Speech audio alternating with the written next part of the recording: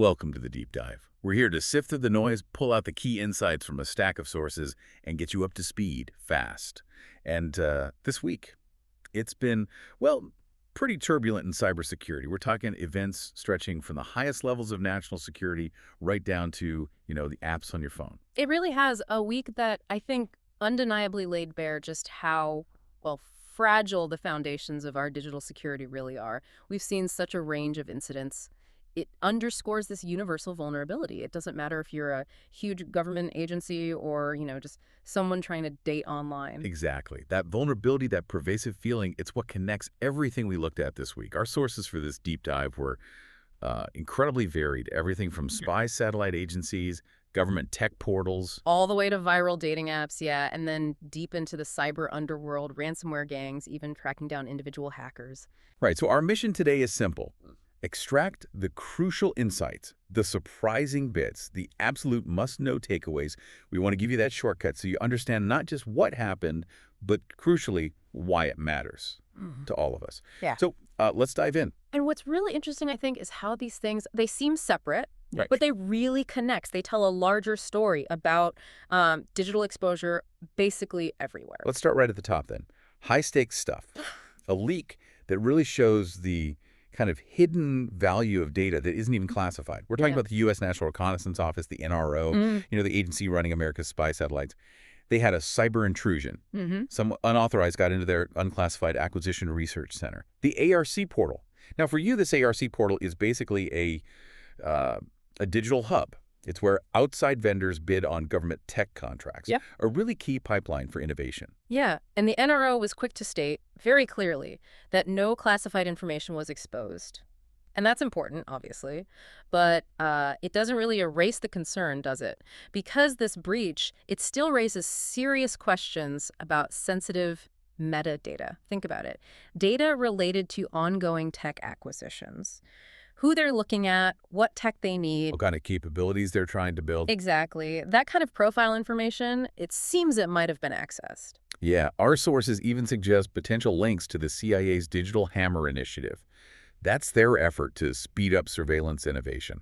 So, okay, it's unclassified technically, but strategically, it's huge. Even that kind of data, you put it together, you analyze it, it can reveal mission-critical stuff. It's a great point. It's like, imagine a competitor getting your raw material invoices. Okay, no trade secrets there directly. Right. But they could piece together your whole product roadmap, your supply chain, maybe even guess future plans. That's the kind of intelligence this unclassified metadata can offer.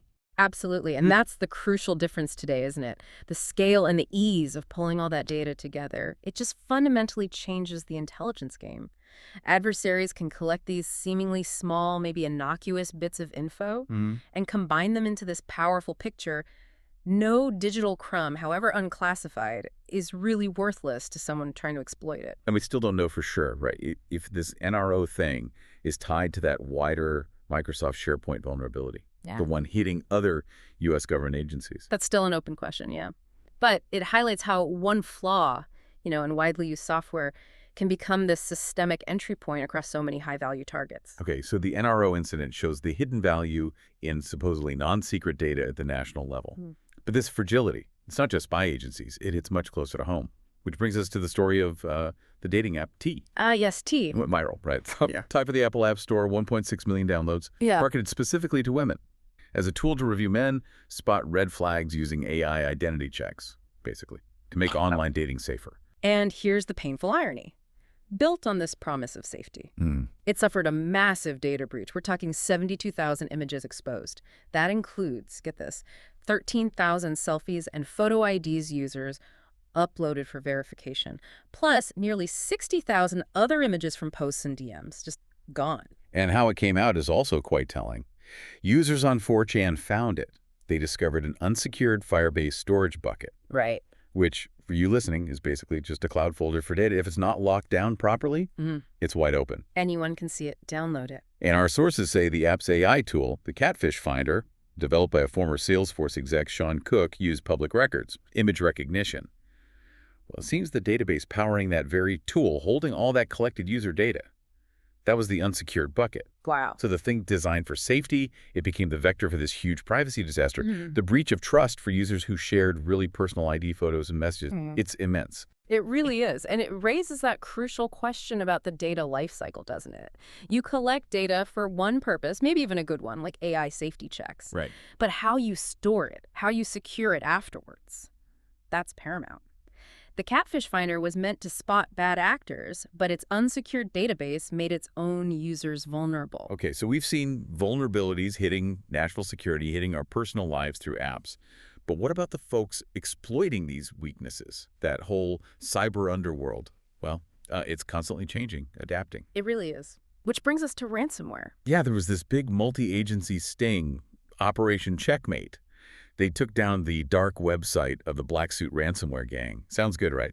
A win. Well, yes and no. It's definitely a win, a disruption in the short term, but probably not a knockout blow. Cisco's Talos intelligence team, for instance, they think a new group calling themselves Chaos has already popped up.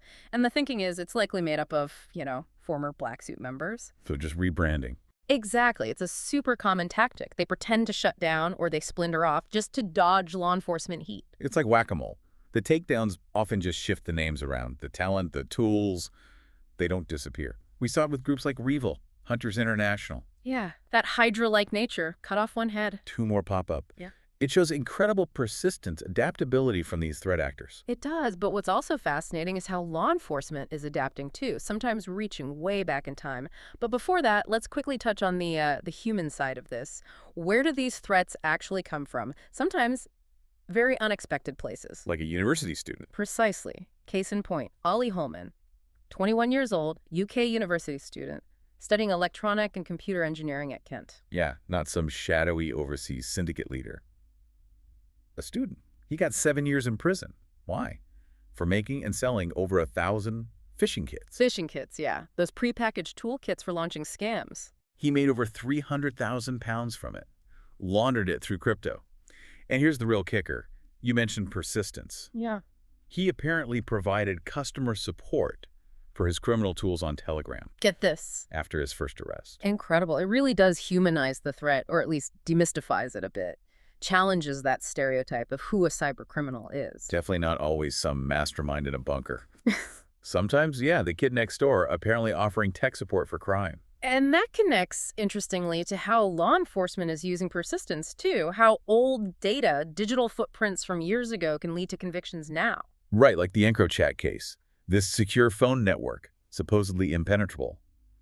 It was dismantled back in 2020, ages ago in tech terms. Exactly. But the data didn't vanish. UK police just used it to link a drug trafficker, Thomas Houghton-Eslow, and his own raptor to his crimes. And how did they link him years later? Well, they matched photos from the phone, references to his dad, who's apparently a known figure in the British music scene. But the clincher, the crucial detail, was a message mentioning a specific car, a black Audi A3, insured by the Arl fella, slang for father, that directly tied own raptor to Thomas Houghton. Wow. And now? Now he's serving over 10 years. A powerful reminder that your digital trail, it lasts. So, okay, let's pull these threads together. We have the NRO breach showing strategic value in unclassified metadata. The TAP leak exposing intensely personal data despite promises of safety. The ransomware gangs constantly shifting shapes like Blacksuit becoming Chaos. The student next door becoming a prolific cybercriminal tool seller. And then old data, like from EncroChat, reaching years into the future to secure a conviction. When you put it all together like that, it paints a pretty clear picture, doesn't it? It absolutely does. It shows just how deeply interconnected our digital lives are, and yet how incredibly vulnerable. These events, seemingly all over the place, they really highlight that constant tension we all live with. Innovation versus convenience versus security. Yeah, and the thread tying it all together. From spy satellites to dating apps to old chat logs. It's this maybe uncomfortable truth. Your digital footprint doesn't matter how small you think it is or if it's unclassified. It's permanent. It's permanent, and it's potentially an exploitable asset. It's not just about security settings. It's about the sort of inherent nature of living online now. That even tiny bits of data put together can have really significant consequences. It underlines that our digital traces are far more lasting, far more revealing than we often want to believe. Once data is out there, it really doesn't die. So here's something to think about. In an age where even unclassified data can offer critical insights, and our oldest digital steps can still trip us up years later, what does it truly mean to be secure online anymore? We'll leave you with that thought until our next deep dive.